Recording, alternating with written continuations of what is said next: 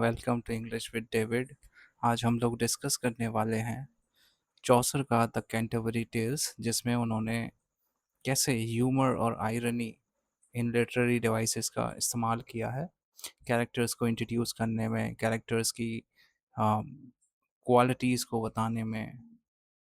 Okay, तो चलिए शुरू करते हैं। Humour and irony are among the most important feature of the Canterbury Tales. ये बहुत इंपॉर्टेंट फीचर हैं कैंटरबरी टेल्स का, ह्यूमर और आयरनी। इनके बारे में हम लोग थ्रू आउट बात करेंगे। Chaucer uses them to entertain readers. Chaucer इनका इस्तेमाल करता है ताकि रीडर को हंसा सके, उनको एंटरटेन कर सके। And while also criticising the weaknesses of medieval society.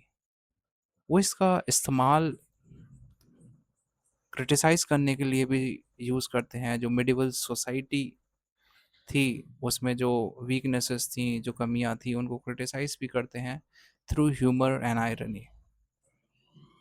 His humour is gentle. उनका ह्यूमर बहुत बहुत ज़्यादा हार्श नहीं है, रियलिस्टिक है and based on everyday human behaviour. और उनका जो ये ह्यूमर है वो एवरीडे बिहेवियर पे बेस्ड है।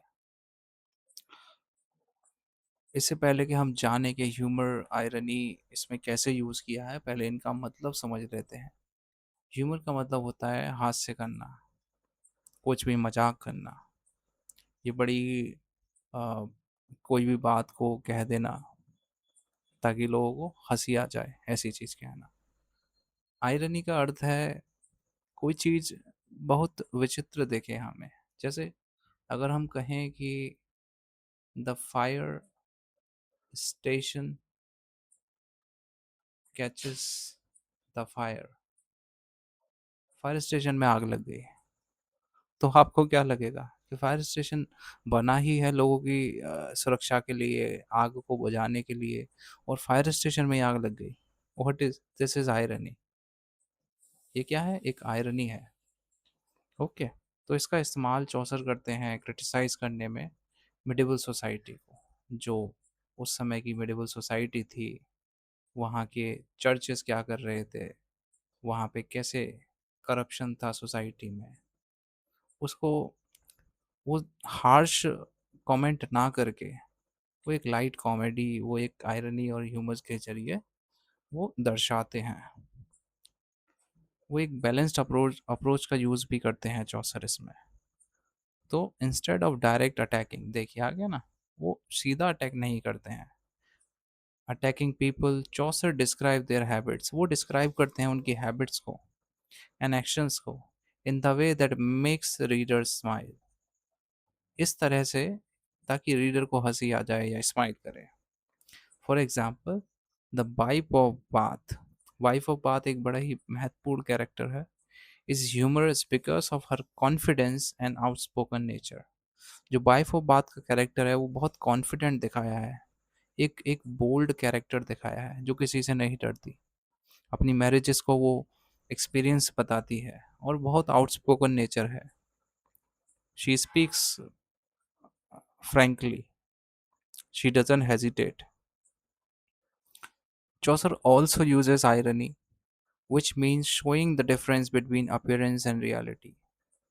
अब ये क्या है? अपीयरेंस और रियलिटी का डिफरेंस को दिखाता है आयरनी। जैसे अभी हमने बताया ना ऊपर, many religious character do not practice the values they preach. जो रिलीजियस कैरेक्टर हैं वही वहाँ पे ग्रीड में फंसे हुए हैं, वही माल प्रैक्टिसेस कर रहे हैं। जिनका काम है लोगों की भलाई करना, वो उल्टा काम कर रहे हैं। तो ये क्या दर्शाता है? उनका जो प्रोफेशन है उसका उल्टा काम करना।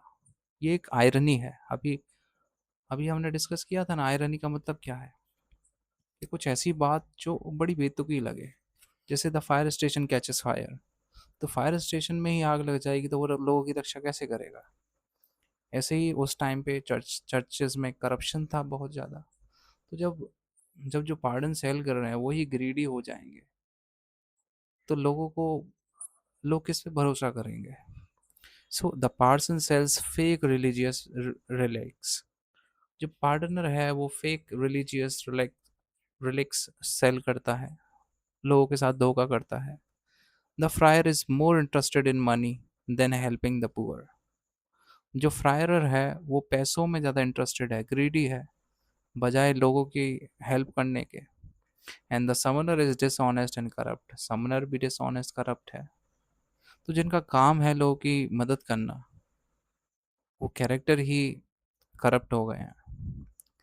These characters appear religious but have in immoral ways. So character religious है, ये रिलीजियस कैरेक्टर को मॉरल होना चाहिए, बट ये कैसे हैं, इमोरल हैं। तो ये तो आयरनी की बात है। थ्रू आयरनी चौसर एक्सपोजेस हिपोक्रेसी, चौसर हिपोक्रेसी को एक्सपोज करते हैं विदाउट ओपनिंग कंडेमनिंग एनीवन। वो सीधा किसी पे एलिगेशन नहीं लगाते, बल्कि वो कैरेक्टर को पोर्ट्रे करते हैं, उसके बाद उनकी हैबिट्स को दिखाते हैं कि उस टाइम पे सोसाइटी में कैसा चल रहा था, चर्चेस में हो क्या रहा था, through some characters. His criticism is balanced, उनका क्रिटिसिज्म बहुत बैलेंस्ड है, because he is also presents good character. वो अच्छे कैरेक्टर्स को भी प्रेजेंट करते हैं, such as knight and the parson. Knight का कैरेक्टर नोबल कैरेक्टर है, जो जो सबके लिए भला करता है, काइंड है, जनरस है। पार्सन हेल्पफुल है। सो कंक्लूजन में हम यही कहेंगे कि Chaucer's humour and irony makes the Canterbury Tales entertaining while also revealing the moral and social problems of medieval England। तो इनका जो कैंटरबरी टेल्स है वो एंटरटेनिंग होने के साथ साथ में 14th सेंचुरी इंग्लैंड का, जो मिडिवल इंग्लैंड है, उसकी सोशल प्रॉब्लम्स को, मोरल प्रॉब्लम्स को, उनको भी उजागर करता है कि क्या क्या कमियां रही उस समय में। सो धन्यवाद, आज के लिए इतना ही। आई होप समझ में आया होगा आपको ये सेशन। Thank you.